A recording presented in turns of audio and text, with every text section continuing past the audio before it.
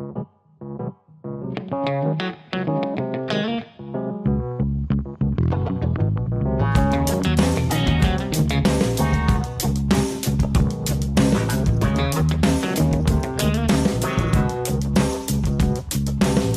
Guy, welcome back TV Spoilers. Beyond the Gates spoilers, Matt's escape from the prison camp wasn't just a security breach that made headlines, it was a fresh fracture cut straight through the already haunted foundation of the Newman family. The moment the iron gates closed behind him, it didn't feel like a man simply regaining freedom. It felt like a storm being released into Genoa City, carrying the cold, relentless force of someone who had lived in hatred long enough to turn it into the only reason to keep breathing. Matt didn't run like a desperate fugitive driven by panic, and he didn't disappear in search of a second chance. From the very first second, he moved like a man with a map in his head, a plan in his blood, and a vow stitched into every heartbeat. And that plan had only one destination: the Newmans. News spread like fire catching wind. No dramatic narration or endless sirens were needed. The words "Matt escaped" were enough to change the air in town, from ordinary to suffocating. Because Matt wasn't a nameless criminal. He was a ghost the city had tried to bury. A dark chapter people forced themselves to believe was finished the moment a sentence was handed down. But Genoa City never works that way. Here, what seems over is usually only changing shape, returning with sharper teeth and deeper cruelty. The Newmans felt that truth immediately, like ice sliding down the spine. No one had to say it out loud, yet everyone understood. Matt being free meant they were no longer allowed to live inside the illusion of safety. Every day, every hour, every routine step could become a target, and that created a particular kind of terror, not the clean fear of an open attack, but the slow, poisonous dread of waiting. The kind that makes you question whether danger is outside the front door, or already sitting in the shadows of the most familiar places. Matt's revenge wasn't some vague threat people could dismiss with time. It was a deliberate, ruthless mission. He wasn't coming back to send a message. He was coming back to break something, to break people, and he had the patience to do it properly. He understood that if he wanted the Newmans to suffer, he couldn't just strike them once. He had to steal what they treasured most: control. The Newman family has always been built on power, decision-making, dominance. If Matt could force them into a life of reacting instead of leading, of guessing instead of knowing, then the revenge would already be working before he ever showed his face. And the cruelest part was this: just by existing out there, just by being free, he had already begun taking control away from them. In the center of the chaos stood Victor, wrapped in a silence that carried its own weight. He didn't react the way people expected. There was no visible panic, no rushed announcements, no clear reveal of what he intended to do about Matt. Victor remained frustratingly vague. And it wasn't because he lacked a plan, it was because the vagueness itself was strategic. It was a wall with no doors, a deliberate fog meant to keep everyone guessing, especially Matt. But that same fog also suffocated the people closest to Victor. Because when Victor refused to explain his next move, it left the family trapped inside uncertainty. Without a clear plan, fear breeds its own stories. And those stories are often worse than reality. Victor knew exactly what Matt was. Matt wasn't the kind of fugitive who runs just to vanish. He ran to return.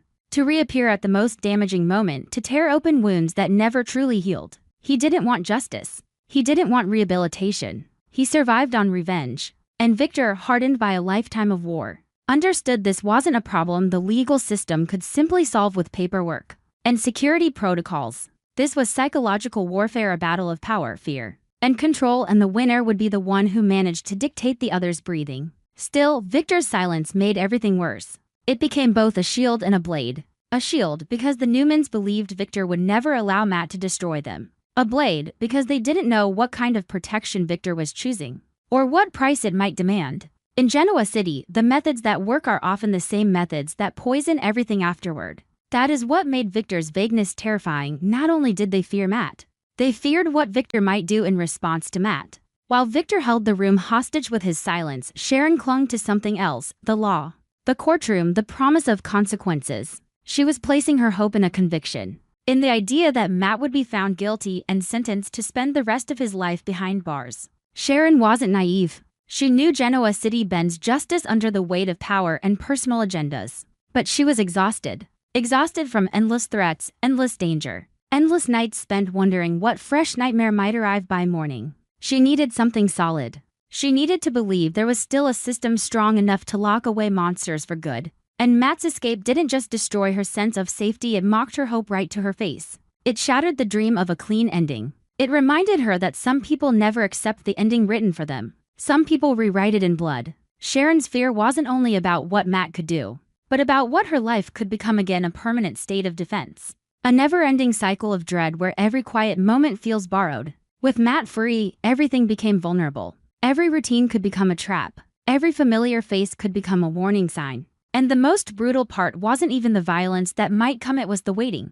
The uncertainty, the pressure of knowing a predator was moving somewhere in the dark. Matt's revenge didn't need to arrive as one huge explosion. In fact, the most dangerous revenge rarely does. It comes in fragments, small, deliberate disruptions that exhaust the target, strip away their stability, and slowly reshape their reality into a prison of paranoia. Matt would create new enemies. He would cause new problems. Not because he accidentally stumbled into trouble, but because trouble is his nature. Wherever he goes, consequences follow. Every move drags someone else into conflict, forces people to take sides, forces them to pay a price they never agreed to. And that is how chaos spreads, through infection, not impact. The more enemies Matt makes, the more unstable everything becomes. And the more likely Genoa City turns into a field of landmines, where one step can destroy multiple lives at once. Sharon understood that the danger wasn't contained to the Newman family alone. A fugitive like Matt doesn't just threaten one household. He threatens the entire city's ability to feel normal. The fear becomes communal. It leaks into streets and businesses, into whispered conversations, into the way people glance over their shoulders. And the Newman family, by virtue of who they are, always becomes the center of the storm even when they desperately want to escape it.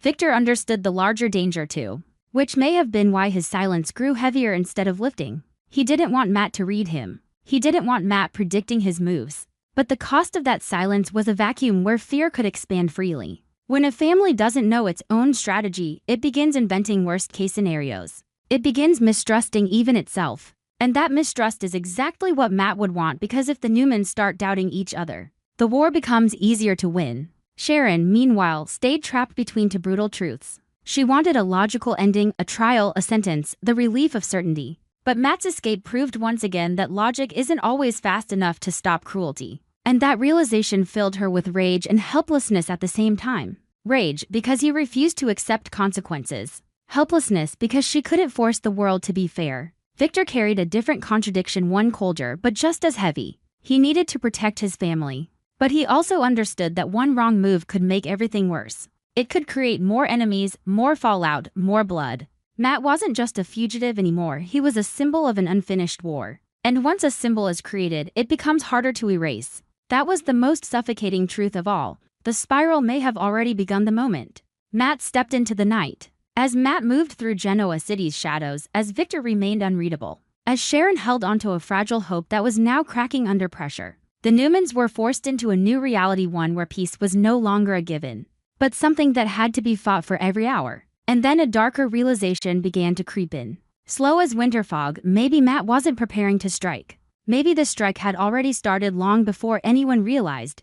While the family tried to convince themselves they still had control, Matt was out there with a quiet certainty because he knew fear had reached them first. And fear, once planted, grows faster than any weapon. The worst part wasn't what Matt had done so far. The worst part was what his silence promised. Because somewhere in Genoa City, Matt wasn't just hiding. He was watching, measuring, waiting for the exact second when the Newmans would finally realize they were already trapped inside his revenge and that the real nightmare was only beginning. The news of Matt's escape spread like a cold blade through an atmosphere that was already tightening around the Newman family, turning everything into a quiet kind of chaos, the kind you can't see with your eyes, but you can feel pressing down on your chest with every breath. This wasn't just an incident, not a sensational headline people would gossip about and forget. It felt like a warning flare in the night, a clear omen that the worst still wasn't done with the Newmans and that more darkness was lining up, waiting its turn. In recent days, the family had already been forced to endure too many tremors,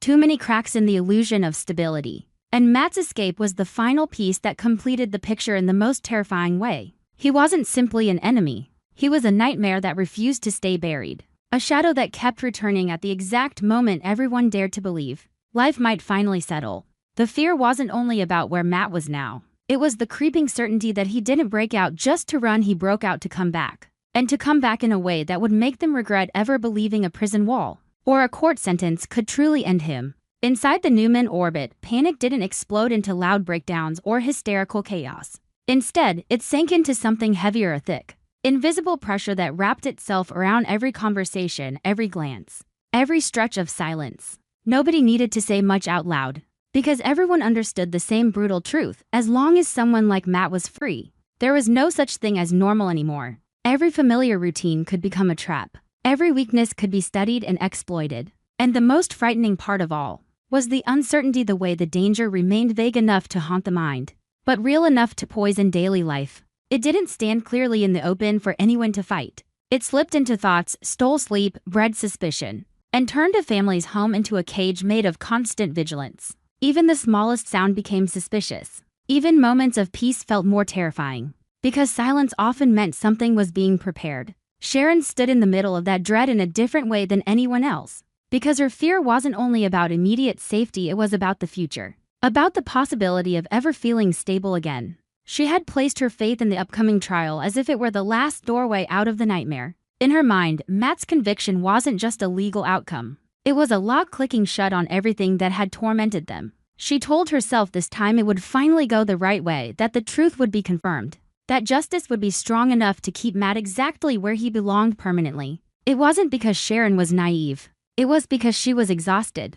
Exhausted from years of threats that never truly ended, from cycles of danger that kept repeating, from the constant need to brace for impact. Sharon needed an ending she could trust. She needed to believe she could breathe without living in survival mode. But the moment she reached for that hope, the news of the escape hit like a slap that left her stunned. It turned the trial she was clinging to into something fragile, almost meaningless. As if Matt hadn't only slipped past physical barriers but had broken through the very limits Sharon tried to set inside her own mind.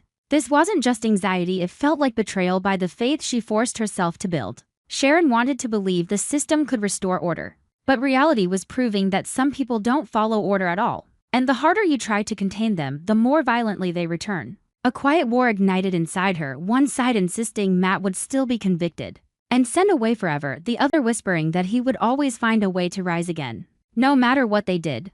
While Sharon held tightly to that weakening thread of faith, Nick pulled the family back toward a colder truth, one that hurt precisely because it sounded so real. Nick didn't dismiss Sharon's hope, and he didn't deny that Matt deserved to spend the rest of his life behind bars. But Nick also understood what everyone else kept trying to forget.